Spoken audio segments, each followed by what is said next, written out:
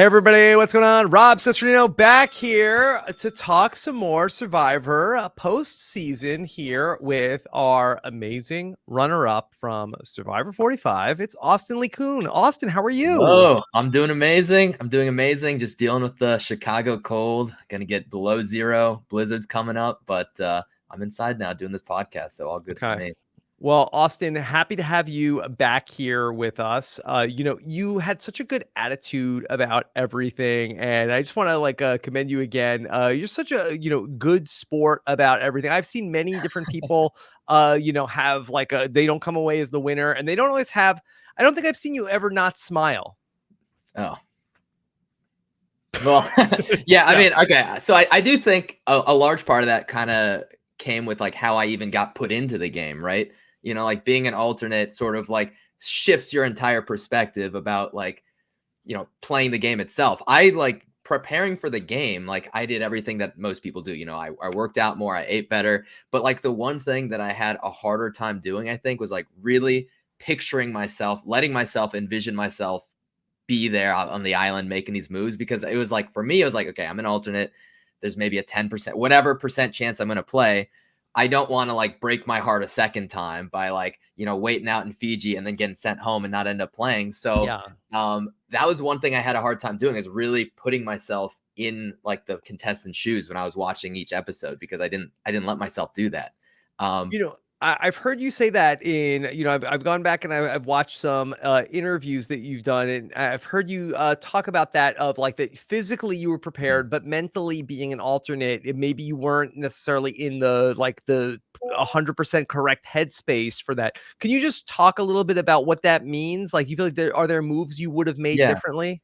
I think there's pros and cons. I mean, like you said, yeah, like I mentally, it was a little bit of a different perspective. I think the positives though are sort of that, like when I went into the game, I was less worried about being first booted. I was less worried about like all these other sort of milestone moments, because it was sort of like, I'm in here, like I was never supposed to play at all. So every second out here is amazing. I'm going to take risks. I'm going to have fun. I'm going to go catch fish, do whatever I want to do just because I'm out here.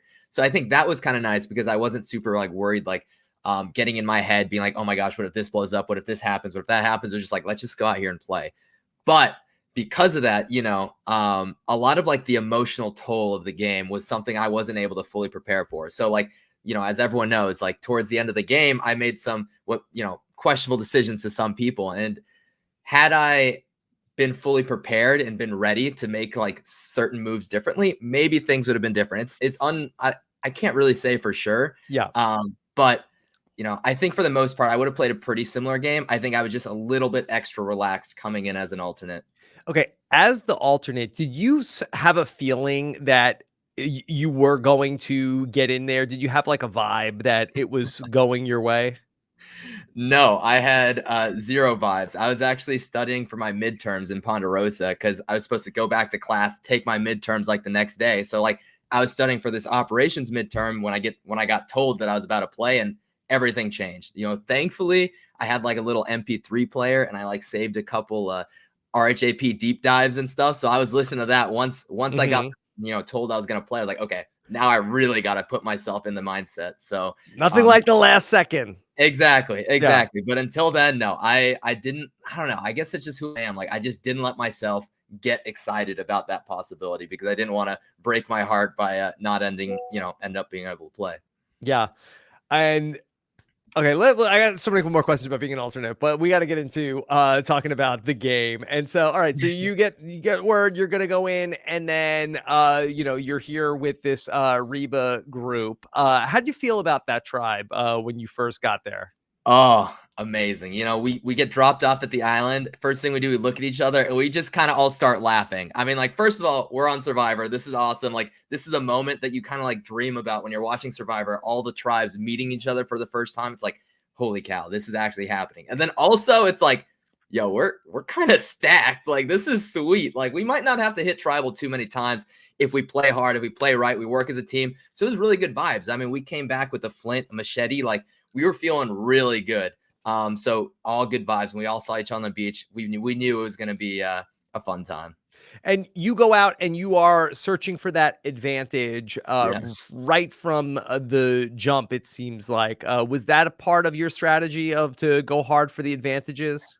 Yeah, yeah, and I said this in some pregame stuff too. It was like my goal was to enter the merge with some sort of protection because I knew players like me, like the physical threats that are like obviously physical threats, they get targeted at the merge, and I needed what I thought I needed like a layer of protection. So I knew as soon as I got there, I had to find some sort of advantage, whether it be an idol or even just an extra vote, just something that I could use as leverage.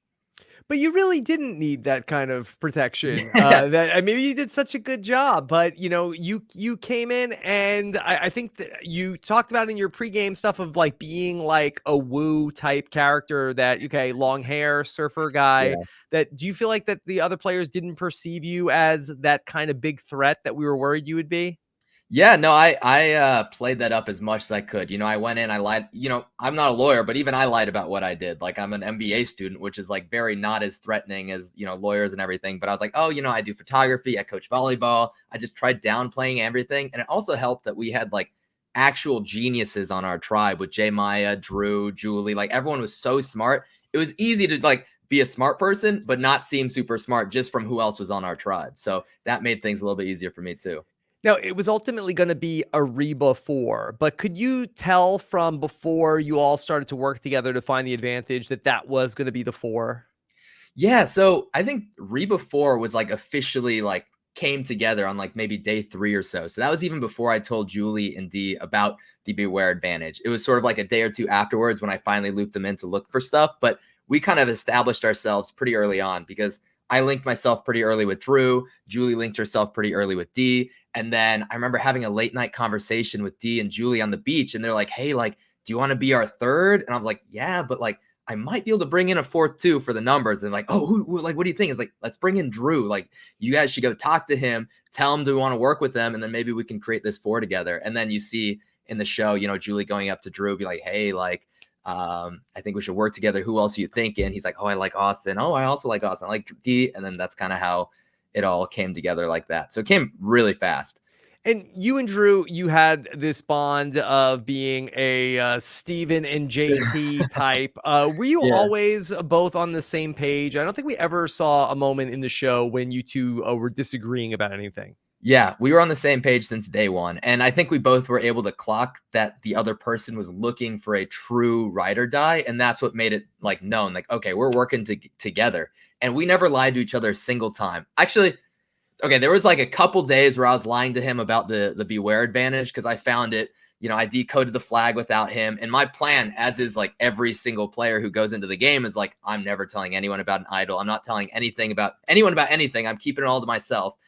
So the first couple days after I had the Beware advantage, I didn't tell Drew. And he actually, like, I think it was like day 3, he looked through my bag to Oh, see if I had anything. But he wasn't like, we were specifically talking as a group, and he was like, hey, like, we should look through Sifu's bag. He's been searching a lot. And then like me, D, Julie, Jay, we're like, yeah, like, why not? Like, we should just look through his bag. So then the rest of us go to the beach. Drew's like, hey, I'm just gonna stay back and camp for a second. We start walking down. Then like I get like these weird spidey senses. I'm like, okay, Drew might be looking through bags. I need to run back. I run back, and he's elbow deep in my own bag. I catch him. He quickly puts things back, closes it, looks up at me. He's like, I was just looking. I was like, hey, you trying to find Sifu's bag? I was like, yeah, but I don't think this is his. Like, yeah, that's mine. But no worries. You can look in it all you want. Like, I've got nothing to hide. I had my little note at the very bottom of it. The rest of the day, I didn't know if he found out or not. But yeah, when I ended up telling him was the next day after he came back from the journey. I kind of used that little like couple hour break, being like, hey, while you're gone on the journey, I found this, and he was happy. Turned out he didn't know that I had it earlier. Everything mhm. worked out. But since then, no lies to each other. Okay. When you worked with Dee and Julie Mhm. on finding the advantage together, how important was that in terms of creating the Reba 4 as we came Oh, to know it? yeah, no, that was huge. I mean, when Julie came to me with the hammer with the next clue, you could see to my face, like my mouth dropped. It was like, this is unusual. Like they could have so easily just gone to the water well, smashed the rocks, gotten the idol. I would have never had my boat. I might not have ever known that they had it. They would have had all this power, but instead they went straight to me. They gave it to me, and that meant a lot to me. And I said in the episode too, I was like, listen, this is a shared idol. And I meant it. I was like, if it weren't for you all, I would never get this. And you still gave it to me. You're letting me hold it. I appreciate you all. And, that's kind of the big reason why as soon as we got back to the merge beach, I told them everything about the journey and everything. Cause that was a moment for me. It was like, all right, we're running deep together. Like they fully trust me. You don't give an idol or an occlude to an idol to someone that you don't want to ride deep with. So that was huge for me. Before we get to the swap, can you just talk a little bit about your relationship with Jay and with Sifu? Yeah, yeah. Honestly, we had a very good relationship with everybody in the tribe. We were very kumbaya. And I think that was because we kind of knew chances are we probably aren't going to go to tribal council. So we really spent the first several days just like getting to know each other. Like we had affirmation circles. We would go on little journeys together trying to find breadfruit. Like Sifu and I would go fishing, trying to catch fish. We like turned Julie's earring into a fishing hook and we'd go fishing together and stuff. And like we had an awesome time. And like there was so much love. Like, Sifu and I had this like Muscle Bros Alliance and we would like, hang out and do Tai Chi in the morning. And, I had a separate thing with Jay and Drew, but yeah, obviously they didn't show all that, but it was all good relationships. And once the tribe swap happened, it was like, okay, we got to get ready to start chopping some people out. Okay, I would love to talk a little bit about the days at the New Bello after Yeah. the swap. So you and Drew stick together, and then you Mhm. go and get swapped with Brando and Emily and Kendra. And from your perspective, was this going to be a little bit of a potentially tricky vote if you had gone to a tribal council when you first got there? We felt like it would have been tricky in the beginning. After a day in, it was sort of like Drew and I were itching to go to tribal council at that point. Like we knew that the interesting tribe at that moment was New Bello and that we could make a huge swing in the overall scheme of the rest of the season if we're able to knock out a Bello and win over Emily. That could completely change the numbers in our favor. So like before the challenge that we ended up losing, Drew and I actually talked for like hours about like, should we throw this challenge Oh, just so that wow. we go to tribal council? And we were like back and forth, back and forth. Finally, we get to the challenge, and then Jeff brings out this huge tray of fish, and we're like, we look at each other, we're like, no, we're not throwing this. We're trying to get this fish. We kind of came up to the decision where like if it's between us and Reba and we're about to win, we'd maybe hold back a bit so that Reba can win and they don't have to send a Reba member home. But Reba immediately, they won, they got first place. At that point, it was like, okay, let's beat Lulu. Didn't happen, but yeah, we wanted to go to tribal. Yeah. Okay. So what was it like when you and Drew first met Emily? Like what was your perception of her from before that? And then what was it like when you met her?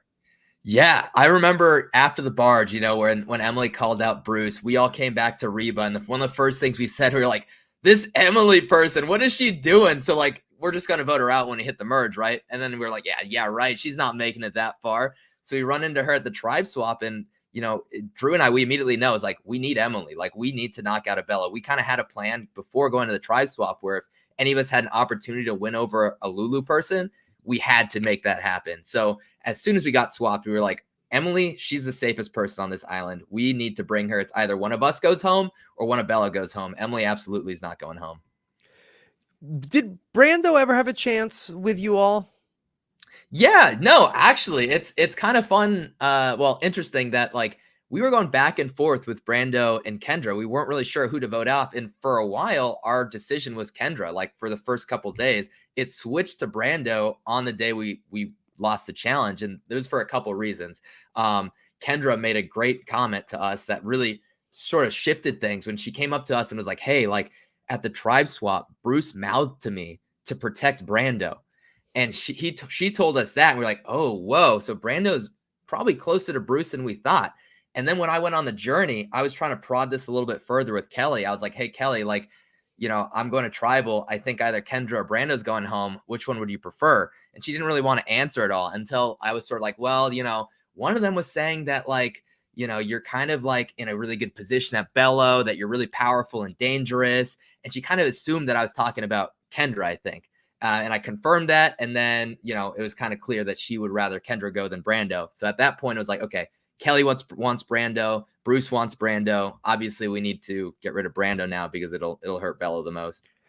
But based off of the final tribal council, it seemed like that you had a pretty good relationship with Kendra, which we Mhm. didn't really see too much of Yeah. in the show. How close were you with Kendra?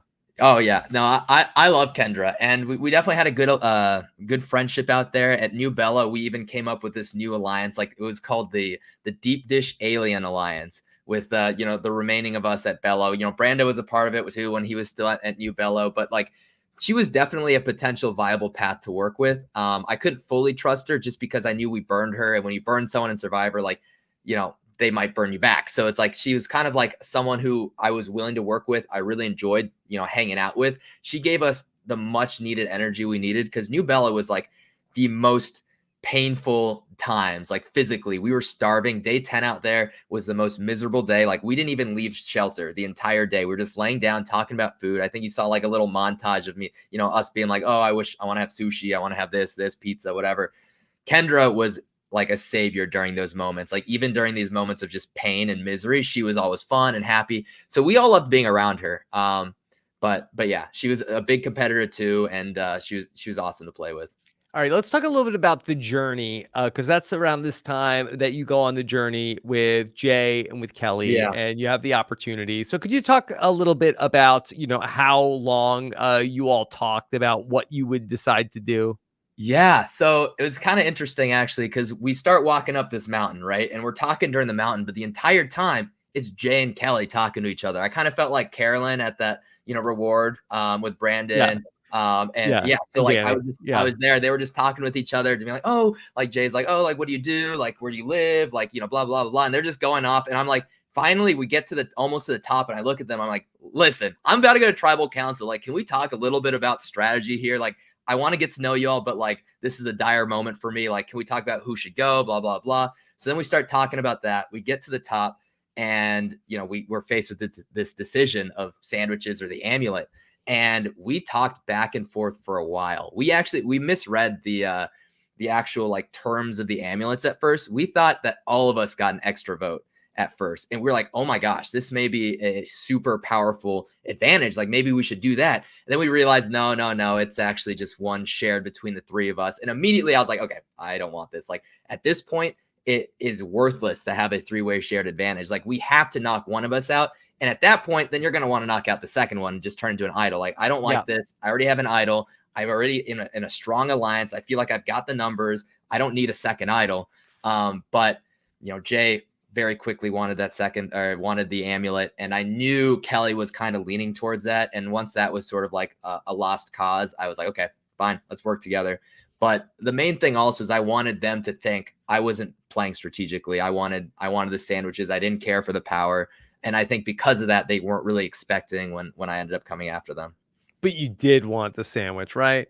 Oh, absolutely. I wanted the sandwiches. I mean, like, they were going back to fish, first of all. Second of all, Yeah. I already had an idol. I mean, like, of course, like, the sandwiches would have been amazing. That would have been a whole nother season, though. It was a really fun moment in the show when you talked about how that you were going to get your revenge on them for costing you the sandwich. Yeah, yeah. I definitely did that, and I've been treated by them for multiple sandwiches since the game. So, They took you out for sandwiches? I yeah, mean, you I took them know. out of the Well, okay. game. Actually, it's a really sad story. So the episode where Jay goes home, Caleb shot in the dark, we all watched it together. And she bought like this like Burger King, like, meatless sandwich, and she had it on the counter. I was out pretty late. I came back home. It's like 3 a.m. because we're all staying in this Airbnb. It's on the counter. All the lights are off. It's so quiet. Everyone's gone. I'm looking at it. I touch it. It's cold. I'm like, okay, whoever bought this is done. I eat it. 2 minutes later, Jake comes out of her room. She's like, where'd my sandwich go? And I'm just like, no, this is the worst thing ever. It was one of the most the most savage things I've ever done in my life. So I owe them sandwiches now for a long time. All right. Well, coming out of that is when you all are going to end up going to Mergatory. Yeah. And, there's some conversation about, what should Reba do? And there was talk about Reba just voting out Jay there. What was your preferred move for Mergatory prior to Caleb hitting the shot in the dark? Yeah, my preferred move was Caleb going home, but only slightly. The main priority for me was to make sure we didn't split the votes, to make sure that all the votes went to either Caleb or Jay, because I didn't I wanted to sacrifice my vote so that I could upgrade my idol. Got it. So I kind of figured out where like the momentum was going, and I just fully pushed into it. So at first I was like, okay, Jay, that's what the Reba wants. That's what a lot of people wants. I'll push for Jay. But then once Bruce started pushing for Caleb, I was like, wait, this is a little better for me. And if someone on Bellows already pushing for it, I can maybe push everyone else on it. So then Drew and I spent a lot of that afternoon trying to get people to not split and just go straight on to Caleb.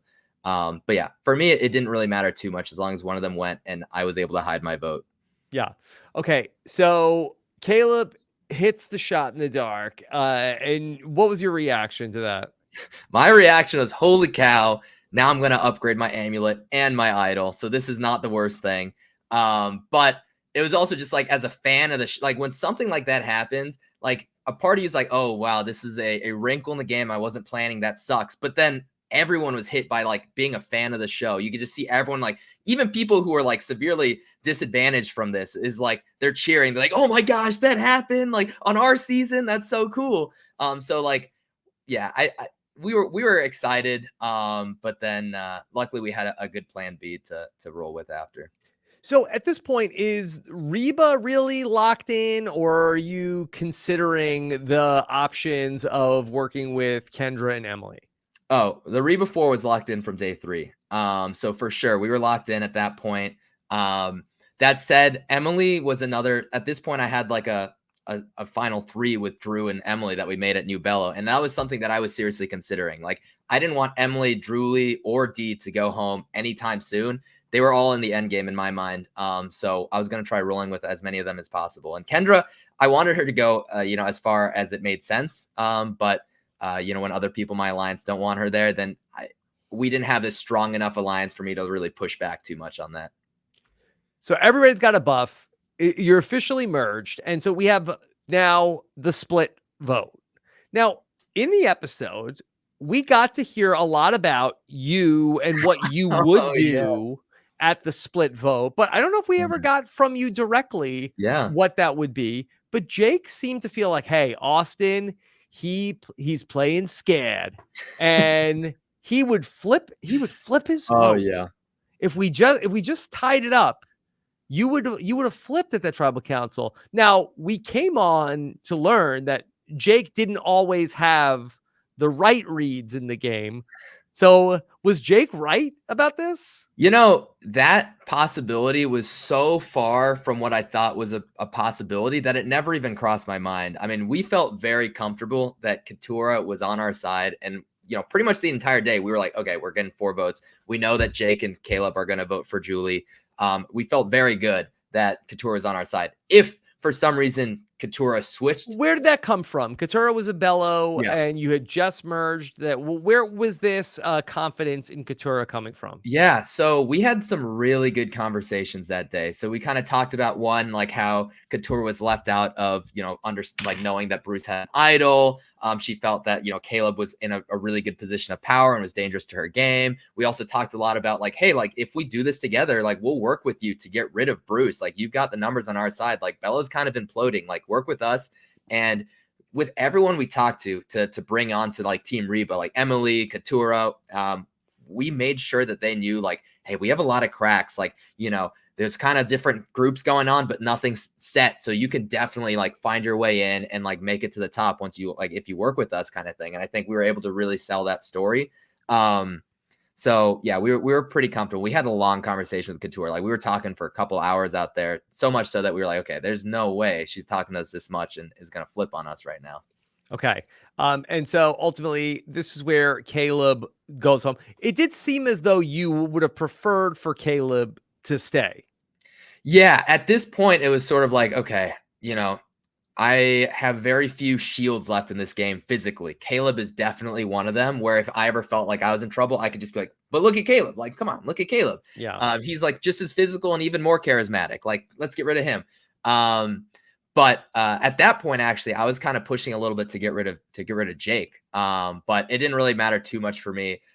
Sort of my mid game of the season, it was sort of like, as long as it's a number who's against me, it doesn't matter too much who it was, except for a few instances, and I'm sure we'll get to them soon. Okay, so let's then, after the split vote, you all get back together, and big day because it's the return of the Survivor auction. Oh, And you did a great job of you racked up the most cash, right? second most. Second D most. once Oh, again beat me. 900. Yeah. Yeah. Also picking up the most cash. But yet found a lot of money. And how excited were you to be a part of the auction?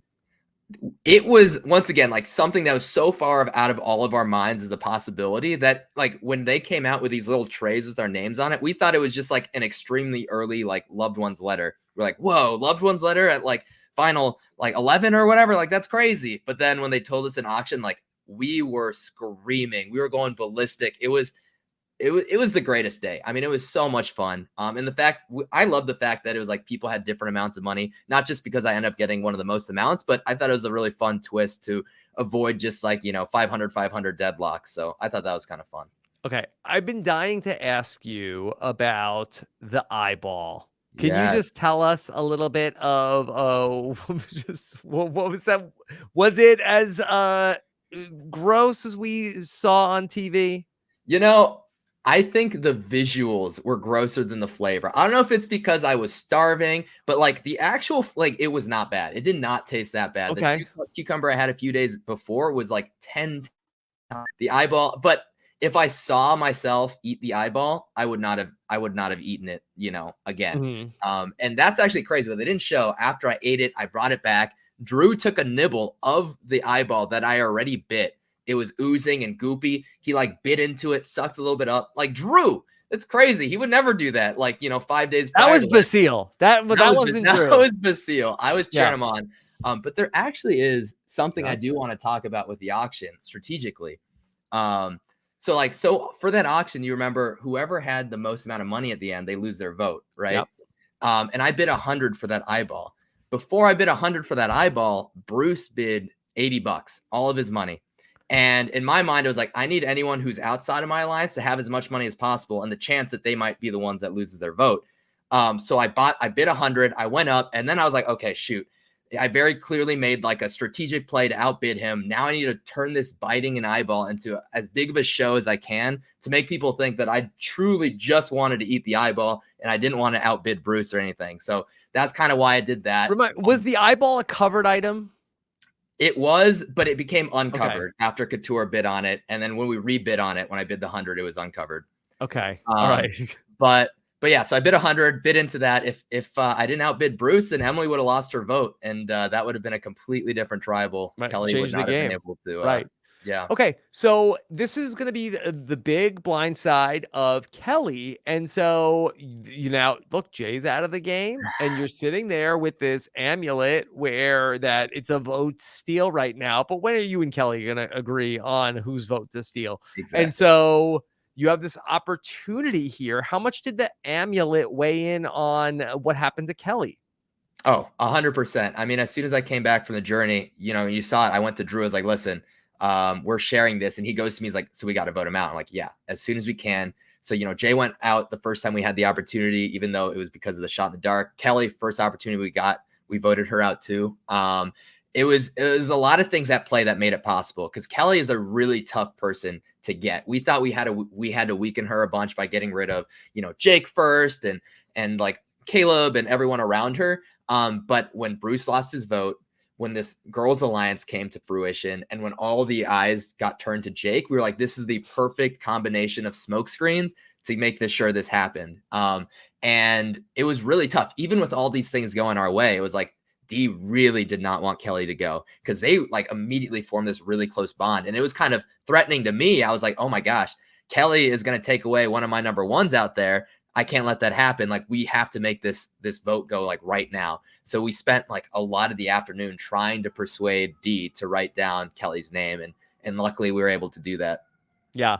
And that really wasn't a big part of the episode. They really didn't Yeah, talk too much about the amulet in regards to that. But then you end up with two idols at the game in the game at that point.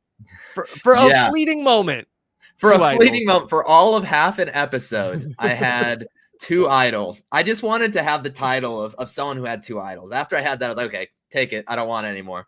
Yeah. Okay. So you have two idols at the final 9. And so Yeah. you get the tree mail. Okay. Go into groups of 3. Yeah. And you end up giving one of the idols to Julie. Could you just talk through that decision in terms of like it's before the challenge, and so it's not like that it's right before tribal council. Mhm. Was that a group decision? Yeah, it was sort of like the tree mill came out and we're all at camp and they break this on us and they're like, okay, you've got a couple minutes to form into groups. You don't have time to go off and scramble and talk to your allies, being, how do we want to play this? But we kind of had this unspoken agreement, was like, okay, we got to make sure we have majority in every single one of the three groups, but we have to do it in a way where it's not obvious to people outside of the majority that they're outside the majority. And we were able to get it done mostly, except for Julie's group, where it was Julie, Kendra, and Bruce. And we're like, if for some crazy new era reason that there's going to be a 3-person tribal council at the final 9 for whatever team loses this challenge, Julie's the only one who's actually in danger of going home from our alliance. So for me, it was like, okay, I'm going to give her the idol. And when she came up to me saying it, Dee and I already been talking like, okay, we're going to give her the idol, right? So I gave it to her. Did And she ask for the idol at that point? She did ask for the idol, yeah. Yeah. But it was kind of the plan anyways, if she felt any danger. And it was sort of like a thing where it was like, I can't show any hesitation. I have 2 idols. And honestly, I feel like having 2 idols almost kind of hurt my game in a lot of ways. And did they all know? Did the rest of Reba know about all of your idols at this point? They knew about Yeah, the one that they found. so the Reba 4 knew about both the idol and the amulet. Emily throughout the game only knew about the amulet, and no one else knew anything, as far as I know. Okay. So now Kendra at this point is starting to talk about you and starting to talk about you and D. And when I spoke to D, she said she Oh, didn't yeah. like this, that Kendra was talking about you two. I'm sure you didn't love it either, but could you just give us like a vibe check in her? You know, we always talk about day 20 was when Austin and D Yeah, started, but okay, this is what, day 17 that this is going yeah, on? yeah. I mean, what's going on? Is there like is this, are you noticing this is starting to be a thing? I think at this point in the game, there was some like flirty energy, but both of us throughout the game were so hyper focused on trying to win this game that we refused to let anything derail it, showmance or whatever. Day 20, I think, was a moment where we finally felt a little bit comfortable. Like, okay, we have the numbers, we're good. Like, we can be a little bit sloppy if we need to. Whoa. But day 17, it was like, no, we got to still keep it tight. So we weren't even thinking showmance. Yeah, there was maybe some flirting here or there. I remember like when we kind of got split up at the tribe swap, that was sort of a moment where we were like, oh man, like I miss hanging out with her. And she was like, oh, I miss hanging out with Austin. So there are definitely some vibes for sure. Kendra was definitely the first to get it. And, you know, props to her. You know, she said in the after shows, like, because of how I described D, like at New Bello. So like she was insanely perceptive, and that's dangerous when you're super perceptive. And at the same time, we don't know where your head's at and who you're really aligned with. That's a very dangerous combination, because she could tell all of our secrets to whoever, you know, and Yeah. work with whoever. So at that point, it made sense to get rid of Kendra. Okay. Now this is you were gonna lose your vote, and then you go and you did the puzzle. Was Yes, it a, the little yes, math riddle. the riddle? That's right. And so kudos to you. I Thank mean, you. MBA to get that. But you did something very interesting that Yeah. you didn't tell people you had your vote. Yeah. So there's a little more to that too. So first thing we do when we get back is, you know, I talk with Couture and Emily just to get on board to make sure. I was like, hey, like, did you get it? Did you not get it? They both said we didn't get it. So I was like, hey, why don't we just tell everybody that we all got our votes? That way, you know, everyone, no one knows like who's telling the truth, who's not. Like everyone thinks that everyone's fair game. They'll talk to all of us and not exclude any of us from conversations. But they didn't really want to go with that. They're like, no, I don't really want to lie to people. It's like, okay, why don't we just tell people that none of us got it? Because my main goal at that point was to not stand out. I think like a huge part of my strategy was threat management, and I want to do anything that I could to make myself seem like equal playing field with everybody else. So I didn't want people to know that, you know, I got it when everyone else didn't. I wanted people to think we either all got it or none of us got it. So that was really my mentality there. Yeah. Now you, I believe, wanted Jake to go home, not Kendra. Yeah, yeah. For a while I was gunning for Jake. I think just because like when your back's against the wall, we saw how Jake responded. Like he was searching the entire island for idols. He was calling people out in tribal council. He was like very dangerous, I felt. And for me, it was like, I just want him to go. I have no idea what he's going to be doing. I know Kendra is not going to vote against me for a while. She'll first go for, like D and other people in my alliance well before me. So I felt safe having her there. But when, D was really pushing for Kendra, and, she was bringing up like, hey, like Kendra's really bringing both of us as a pair together. And it's like, okay, it makes sense. Like, I'm fine with it. Because at that point, again, it was sort of like one of those moments where it was like, I'm fine, either Jake or Kendra, as long as it's outside of our alliance. And I already used so much of my social capital trying to convince D to vote for Kelly. I was like, okay, here's your reward. You want Kendra? Let's get Kendra. Okay, so you didn't really have a ton of stock in the fallback plan of go with Kendra and Emily if something wasn't going to work out with Reba. Yeah, no, if something wasn't going to work out with Reba, they'd be the first ones I'd go to. Emily for sure. And Emily and I, we were close up until she got, sent home on the blind side. But with Kendra, it was like, yeah, if things didn't work out, I would have gone to her. But I felt really comfortable that things were going to work out for Reba at that point. Okay. All right. So when Kendra goes home, then we get to finally where Bruce ends up going out. And there's a lot of talk about Bruce. He has his idol. He's going to play it eventually. Did you think that there was any chance Bruce wasn't going to play his idol? No. And when he didn't play his idol, I was shocked. I was like, something weird has happened. He must not even have an idol. That whole day was actually it was a fun day to not be Bruce, because we all came to try like the camp, and we each had roles to play to make sure that this happened. So like Drew and I's role was to tell him, hey, we're voting for you. You got to play this idol, just to like stoke that up. Emily's role was to like sell him the plan of Julie, and that Julie's going after him. And everyone had their own like individual roles to play, and to see it all kind of come together and work was pretty crazy. We came back to camp. We were all cheering, not because like we don't like Bruce. Like I love Bruce, but just the fact that we were able to all work. Like at what final 8 vote does everybody like come together to work like that? It felt like a special moment for the season. And yeah, it was fun to be a part of. Once again, like we all love Bruce, so. And you beat him in the immunity challenge. Yeah. I helped enable it by beating him in the immunity challenge. He was on a little streak that was his to lose for sure. And it was a special moment because, Bruce is a ultra competitor. Like that guy, in order to beat him at anything, you really have to empty the tank and go past like what you thought your limits were. Like my hands were all white from holding on to the little sticks at the end. And like, I could barely close my hands, but it was sort of just like, I have to do this at this point. If he wins 3 immunities, then we might as well give him the vote to win the million, Okay.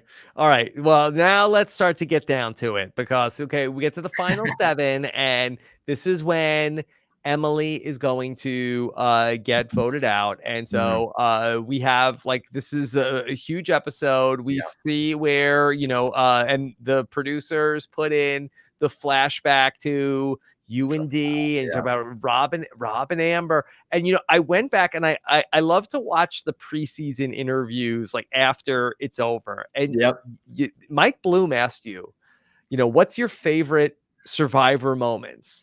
And you told him, you said that, just the Rob and Amber. And you talked about that maybe this was a thing that maybe that you would meet Amber out there. Crazy. Yeah. A different story. Yeah, it's a little different, but it's still crazy to think like a lot of what I was saying pre-game it ended up happening, everything that I wanted to happen for the most part, like talked about happening, somehow happened. So I guess manifesting is legit, I'll have to talk to Kendra more about that. Yeah.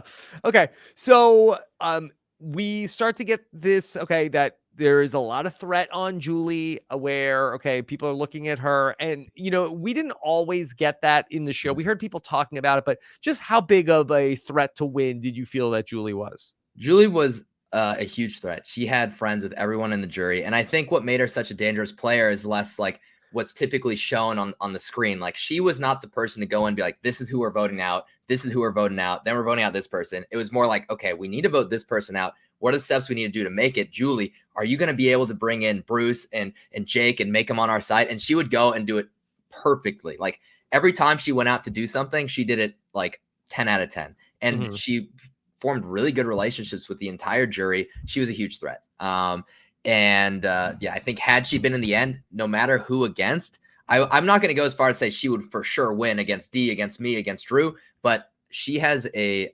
legitimate good chance with every single person in the game. Okay, so we talked about this a little bit about telling D about that the plan Yep. was to take Julie out, but I believe you had said that in your mind, if Emily went here, you didn't feel like it was the end of the world. Yeah. Yeah. So in my mind at this point, I viewed myself like in the center of this like little sphere. And on the first layer, I have D and Drew. And I was like, I can't lose my first layer. In the second layer, I have Julie and Emily. So I kind of viewed them similarly as allies at this point. Like I wanted them to go with me as deep as possible in the game, but I knew there was going to be a time when I had to cut both of them. So for me, either Julie going home or Emily going home, it sucked emotionally, but I knew it had to be done. I just could not have either D or Drew lose trust in me at that point in the game yet. So that's why I ended up telling D. And like, if it was the other way around where D came up to me being like, hey, let's vote out Emily, I was going to go immediately straight to Drew, tell him that plan too, just like I told D, just because I couldn't risk losing either of them. Did you have any idea that Julie potentially came close to writing your name down? I knew that she brought my name up to Jake and to Emily, but I don't know about if it's the editing or whatever, but like it was closer than I gave it credit for. In Because my you mind, still had the other idol. Did you consider that once she plays the idol, stand up and play your other idol? a little bit, yeah, for sure. I mean, it's hard not to. You have those moments, and it's like, am I going to be the idiot who goes home with an idol in his pocket with an idol that he gave to someone else? That was terrifying to me. He's like, that may be one of the top 5 worst ways to go home. But then I was like, no, I feel in my gut she's not writing my name down. I feel like keeping me in the game is still better for her game at this point.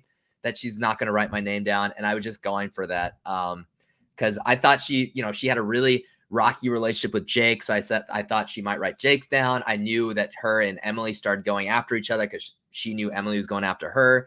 So I felt strongly that she would write either Emily or Jake. I knew there was a chance she'd vote for me.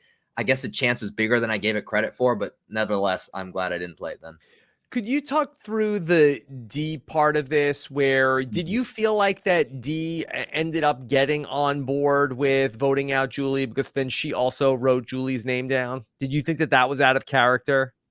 It was weird to me that she wrote down Julie's name. But in my mind, it was sort of like, okay, she knows Julie's going home. She's not going to want to also piss off Jake or whoever also because she might want to work with them later. So like it was a little bit weird.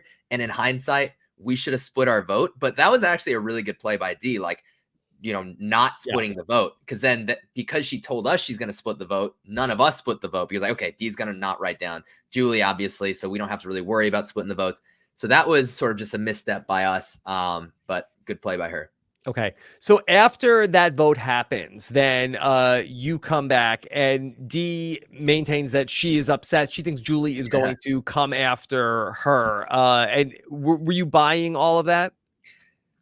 At this point, so she comes back. We immediately talk. She's like, I swear on my parents that, I didn't tell Julie. And in my mind, it was like, okay, 90% of me believed her for sure. I was like, yeah, okay, great. I didn't think so, blah, blah. The other 10% is like, even if she's lying to me and she did tell Julie, I don't want people to know that she told Julie because that's worse for my game. Because if everyone knows that she told Julie, that looks bad for me. That means I'm the reason why Julie found out. So I wanted to go with the story and push it that no.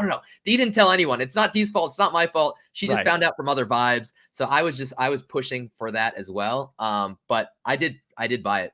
So yeah. Okay.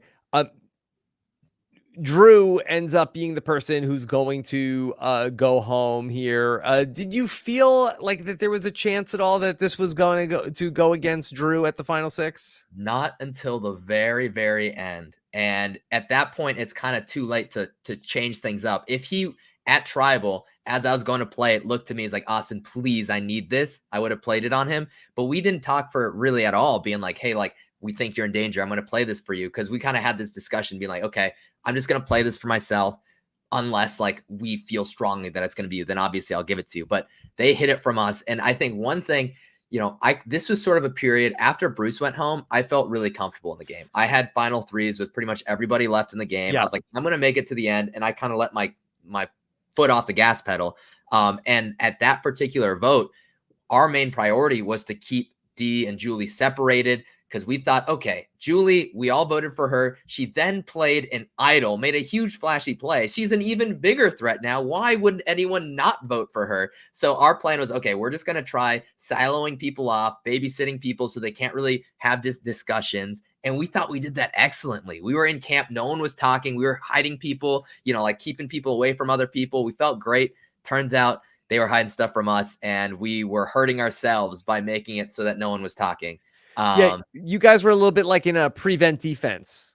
Exactly. Too bad that the moves were made before we started that.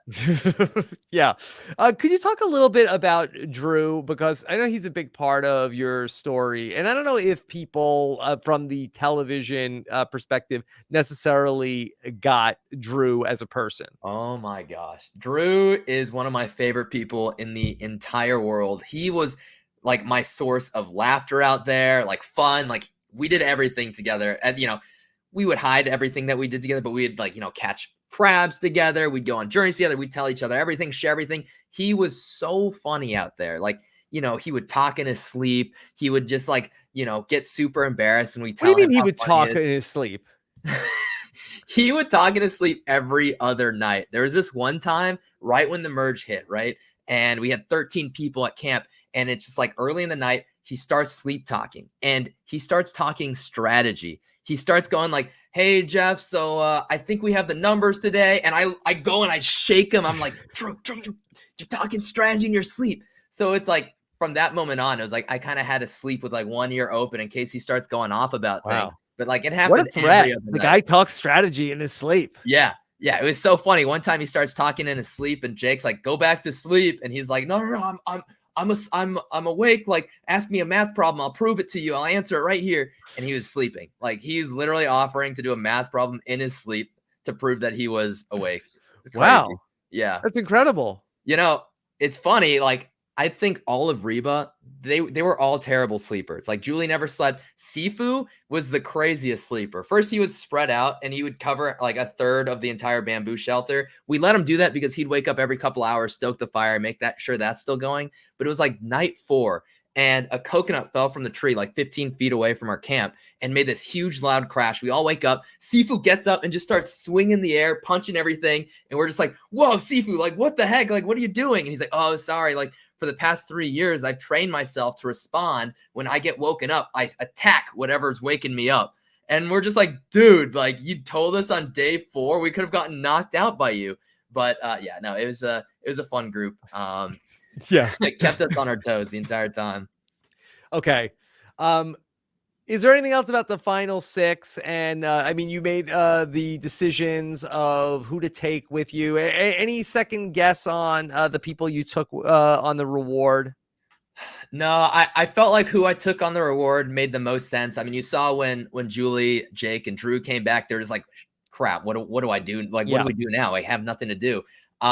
Unfortunately, Drew was not a good babysitter in that moment, but that's fine. I did feel really bad because I wanted to go with him on this reward, take him on this helicopter, but I was worried that if I left Katura at camp, then good chance my name would at least be thrown out there. So I knew I had to keep her with me on that helicopter ride. Of course, had to take D. It's the Reba people, but then you have Katura and Jake. Was there ever any thought about trying to do anything with them as far as like people to take to the end with you?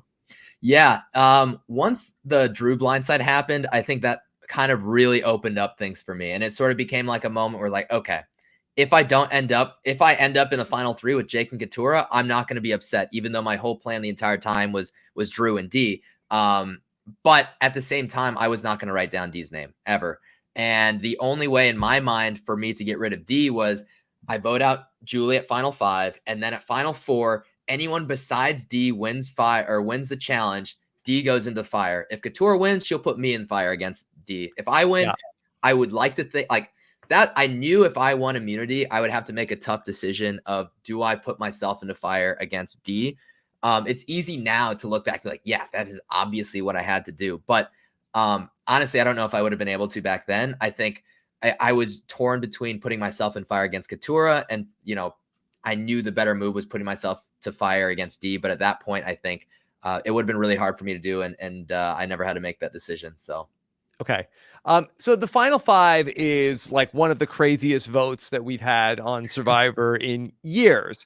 But ultimately, what you want to have happen happens at that tribal council. That based off of what we saw in the episode, do you feel like that you should have been given more credit for ultimately getting Julie out at the final five? I think obviously I would love some credit, but at the same time, I think that was just a like cluster of so many different things happening that I think it would be unfair to give me 100% credit for that. I think what I did well in that round was I made sure Katurah knew where my vote was going for sure, so that when she got nervous, she's like, I know Austin's voting for Julie. If I vote Julie, that's a guaranteed 2 votes and we should be good or whatever. Yeah. So that's one thing I did well with that. I, however, switched my vote. I was going to be voting for Katurah pretty much the entire day and the days leading up to it until about 10 minutes before we left for tribal, where I was thinking to myself, I was like, listen, the past couple of rounds, I might have played a little emotionally. I can't let that happen again. I need to do what's best for my game. If I get rid of Julie now, there's a chance, D and I going against each other in fire. That's probably best for my game. I have to vote for Julie. Afterwards, I made sure that they knew where my vote was going for sure.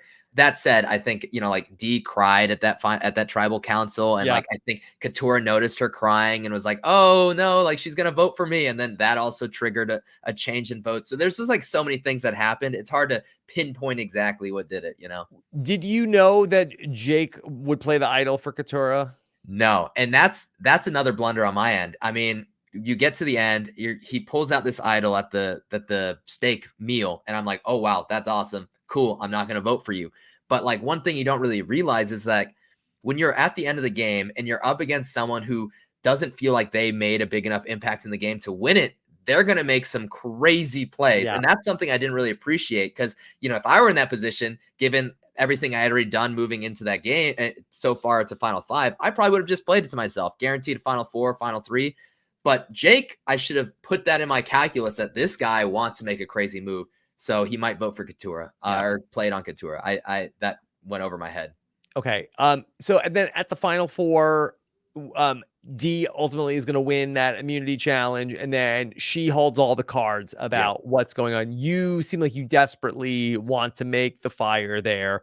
How confident were you as a fire maker?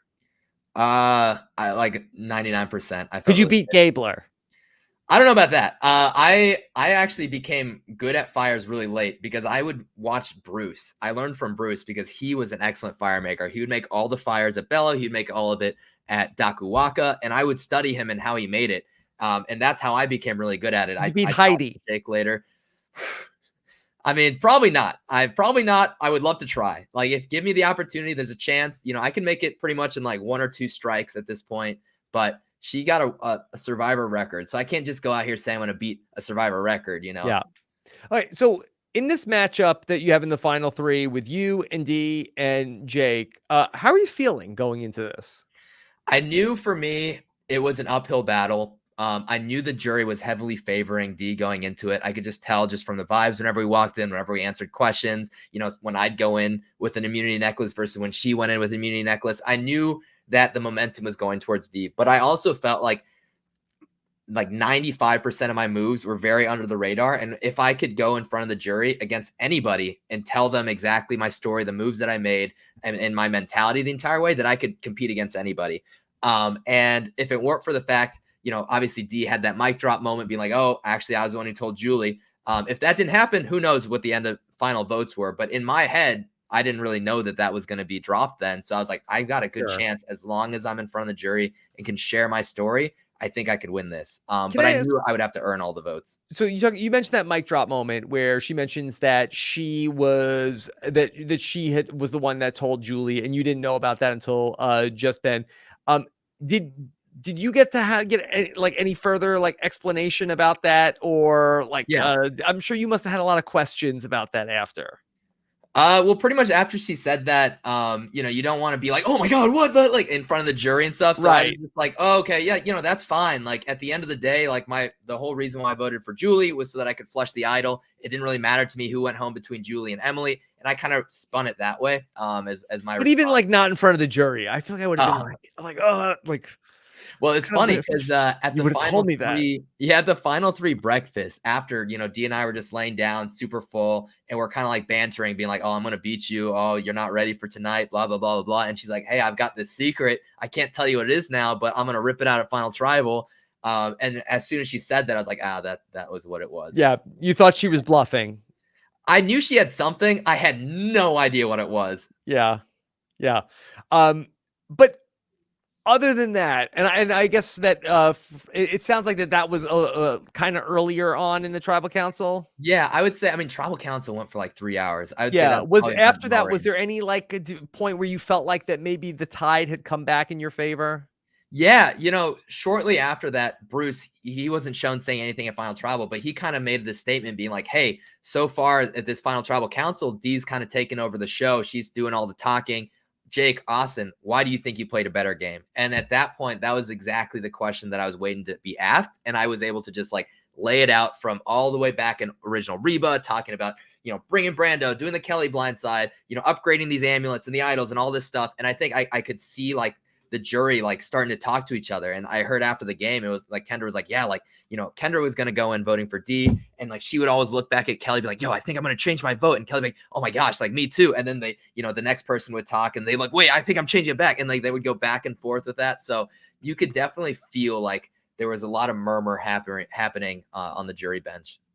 Yeah, I was talking with D about how like if Sifu ends up there instead of Caleb, they get voted out the same night. Mm. That could have been another person in your Oh my corner. gosh. Yeah. I mean, like Caleb, it's because of D, Caleb's on the jury, and that's not worth nothing for sure. And Sifu and I, we did have a really good relationship. I think the relationship with D and Sifu was also really strong. I think it's impossible to say exactly who he'd vote for. I did feel at the time where if he was on the jury, I probably would have gotten his vote because A, I never voted for him, and B, we had like a really good relationship going on. But D and him did get really close towards the end. So it's hard to really Yeah. say who to vote for. Kind of a 50-50. Okay. Yeah. Was there anything else about your game that you want to make sure people know? Whew. Anything about my game?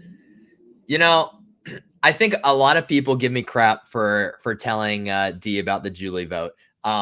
Thinking that it was a very emotional decision and that I wasn't thinking straight and I was playing a dumb move or whatever. And I'm not going to go as far as to say that emotions didn't play any part of it, but like I said, I would have done the exact same thing for Drew. And if it happened that way, I think because there's no romantic interest between me and Drew, I think the amount of crap that I got from it would have been dramatically lower. Look, Austin, I said it at the start of the show, but I thought you were such a good sport about everything. I think that you handled everything with a lot of grace and really, tipped your cap about everything. And so, don't let people get you down about this stuff. I appreciate that, Rob. That means a lot. And it means a lot even just doing this interview. I mean, like, this is crazy. A deep dive, like, wow.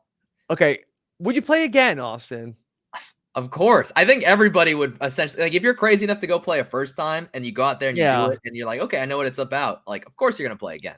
Yeah. Okay. Well, I think you're not in a bad spot, if I may say. Oh, really? So, yeah. It's hard. I mean, there's some amazing characters on our season. So so many people I would love to watch play again. But you had a good game and you're good at the challenges. But I think that people are probably like feeling like he's a pretty loyal guy. Like he's not gonna snake me. Oh yeah, hopefully, yeah. I like finding my ride or dies, and I think in this game, the way I saw it is like whoever has the most trust built up is gonna make it further in the game. You might have a harder time at the end, but to get past the initial portions of the game, you need to be able to trust people and have people trust you more than the other people. And I think that's one of my strongest suits coming into this past game, and something I would for sure bring into round 2. Okay, what's next for you, Austin? Well, so I'm back into school. I had to drop out for a quarter to film Survivor. So now I'm doing like overloaded class schedules. I graduate in June though. And after that, I have no idea. I'm supposed to be looking for a job, but I'm still dealing with all of this craziness of survivors. So I'm hoping to just spend a little bit of time with family and friends after I graduate, and then just get back and see what's next. Okay. Austin, where can people keep up with you after the show? Yeah, I mean, I'm on most places. You can find me, Instagram, just my full name, Austin Li Coon, Twitter. I actually recently started uploading YouTube videos. Like yesterday, I uploaded a video of me and Drew back in Seoul in August, and it's hilarious. Drew, like, if you didn't appreciate Drew in the show, watch this and you will fall in love with him because every word he says is gold. He's just like a confessional gold mine. Like, he's so funny. Like, I want to learn how he Very speaks, funny guy. Yeah. and yeah, I look up to him for sure. All Like right. in many ways. Yeah, in many ways. Yeah. All right, Austin, we got to leave it there. Thank you so much for making the time for this. If you've missed my interview with D, check that out as well. You can hear everything we're doing at robhasawebsite.com/subscribe. Take care, everybody. Have a good one. Bye.